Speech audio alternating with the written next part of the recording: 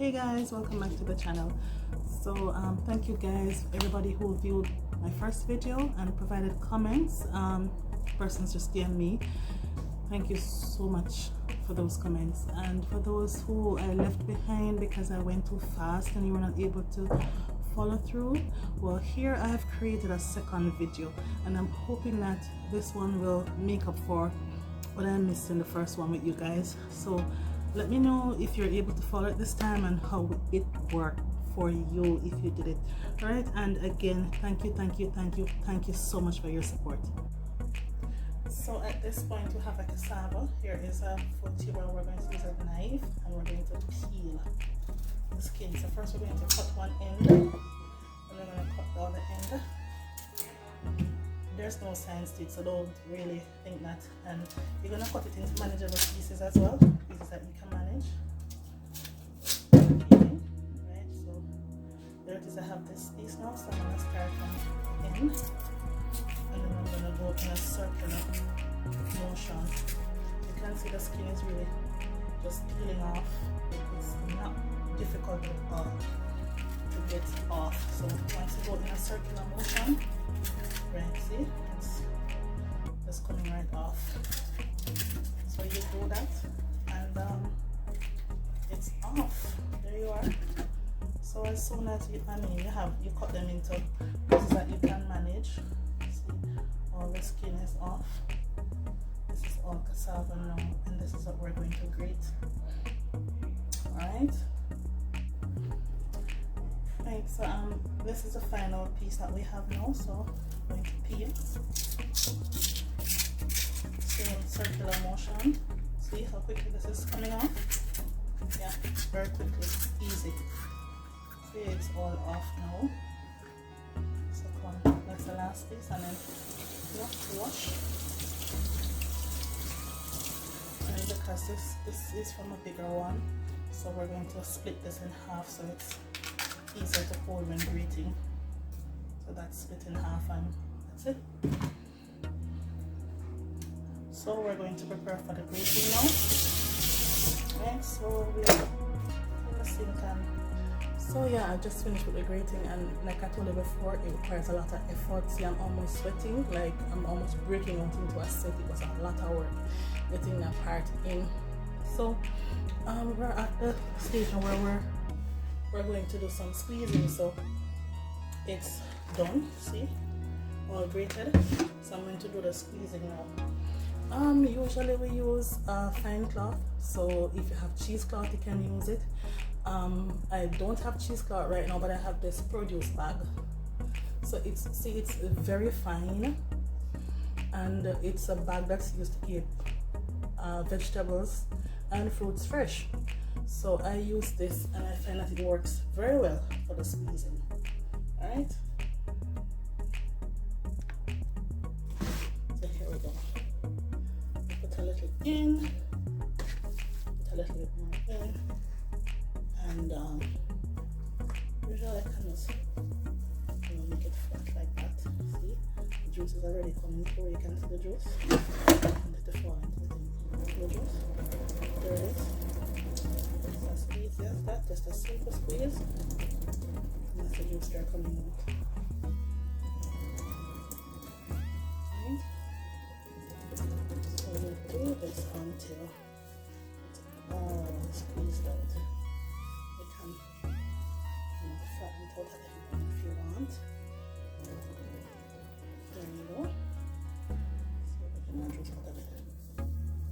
So if you're very strong though and you want to go even, let's do even the juice in there.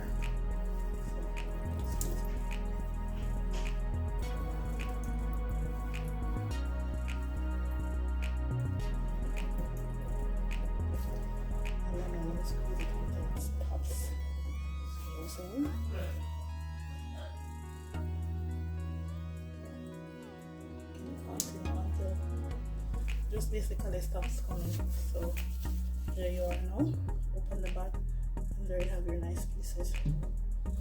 So this is the sieve that I'm going to use to make it into the flour. So put it in here.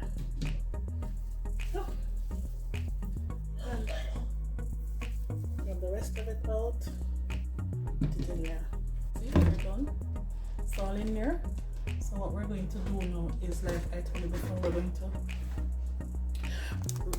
just rub it through the sieve to get it a little bit finer, so it's like a flour now, right?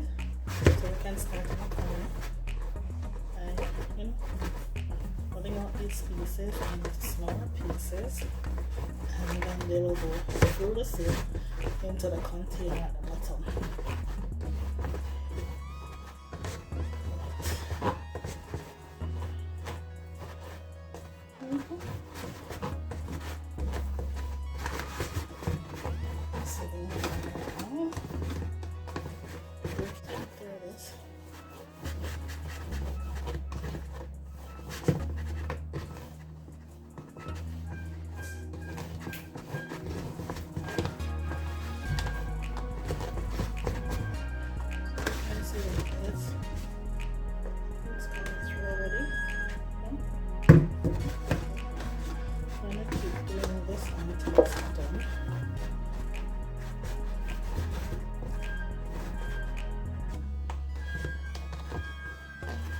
Very tedious work, but you like it in the end, don't worry.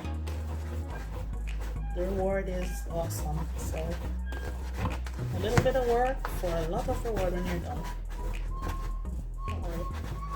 And so this is the cassava flour as well that we can use to make dumplings. So those persons who are really vegan and want or have gluten sensitivity, this is the flour that you can use to make your regular breads and dumplings for those who eat dumplings, cakes, pies, puddings, cookies, you know, whatever. Same flour. Cassava flour. This is the stage at which you would use it to make those things. Ready?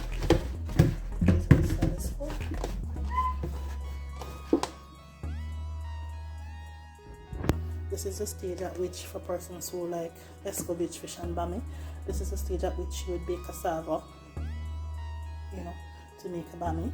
Same cassava here that you would use at this stage to make flour. This is the flour that you would use to make the other pastry items, as I mentioned before, for persons who are gluten sensitive and want to try different flour other than wheat flour.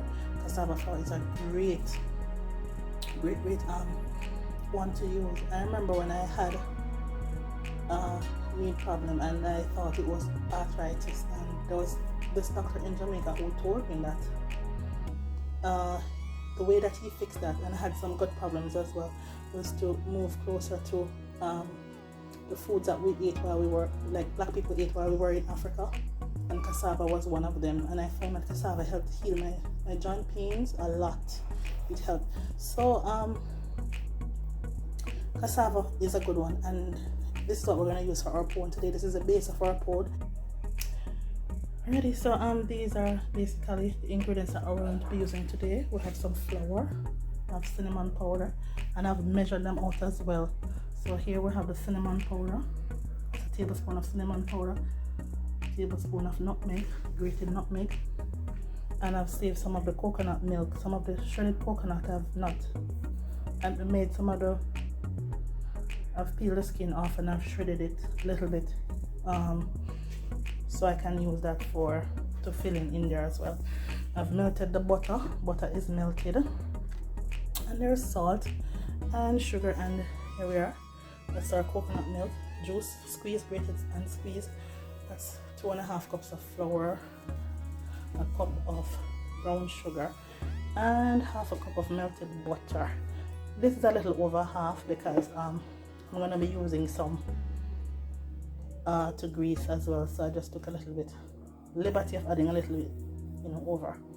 And here's our cassava flour. So what I'm going to do now is to add salt to the cassava flour, and then I'll start adding in the rest of the ingredients. So in the meantime, I'm going to be setting the oven at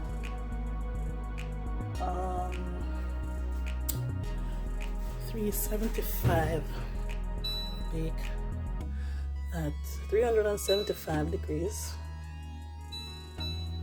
and Fahrenheit, and then I'm gonna be setting that for 60 minutes. Alright, so oven will be doing its thing in the meantime, heating up. Right?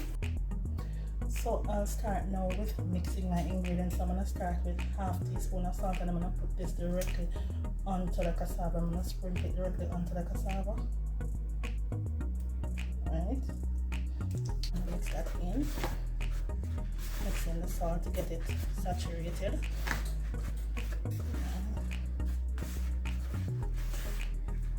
Right. So then I'm going to mix into this now the sugar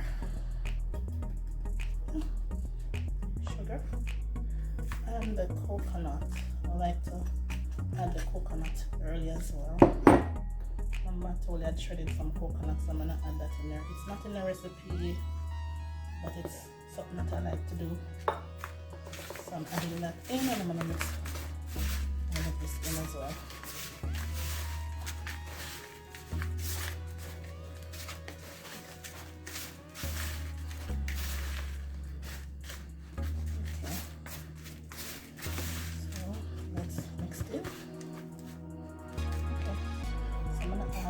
This is a tablespoon of nutmeg, grated nutmeg, 1 tablespoon, and I'm adding that in as well. And this is a tablespoon of cinnamon powder, adding that in as well. And I'm gonna mix it in. Okay.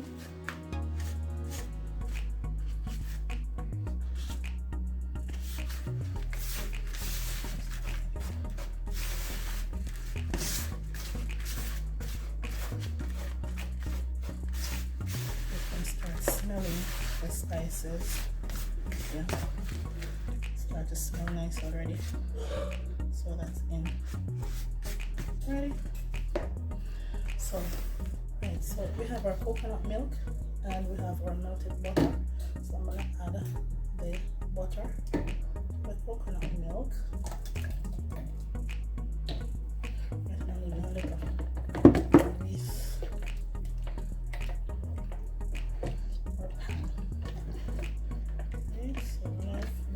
In. Let's go right there. So we're gonna go back to this now mixture here. We're gonna add some flour.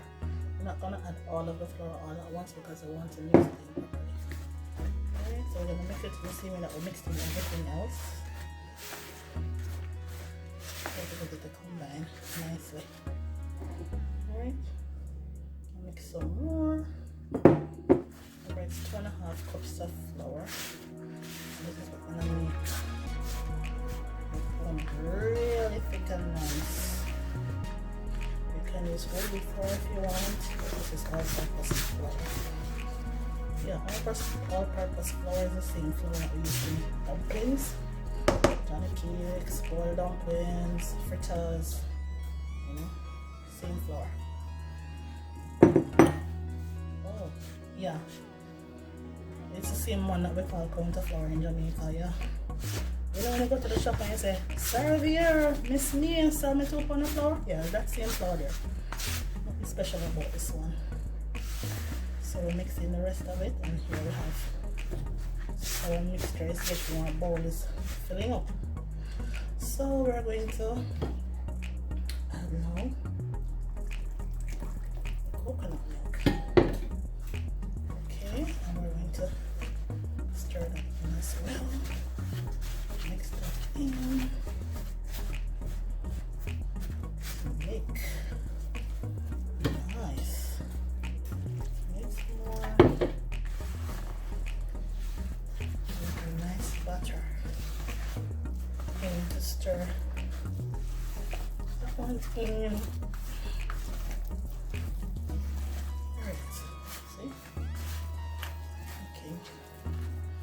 Awesome, and smelling awesome already. I'm gonna add the remainder of it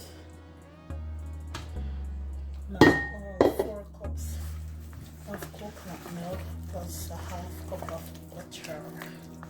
I'm going to stir that in. It's all one consistency. Usually I can use a mixer, but because this is not really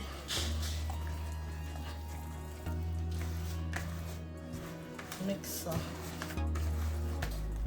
you know, position right now, so it doesn't require a lot of mixing. So because it doesn't require a lot of mixing, I'm not using a mixer. There we are, right at the consistency that we want now. So we don't really need a mixer. Alright, okay, so here we are now, right here. This is where we want it to be, at this level.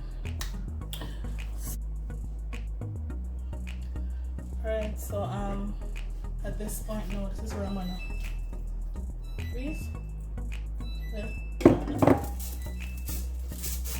with some leftover butter that was previously melted, but it's now, you know, getting cold on me, but I'm still using it to grease the pan. So I'm greasing right around to the bottom and then the sides. You can do the sides. Alright, so what I'm gonna do now is to scrape this butter into the greased pan. See there. Scrape it in. So I should be falling down as myself.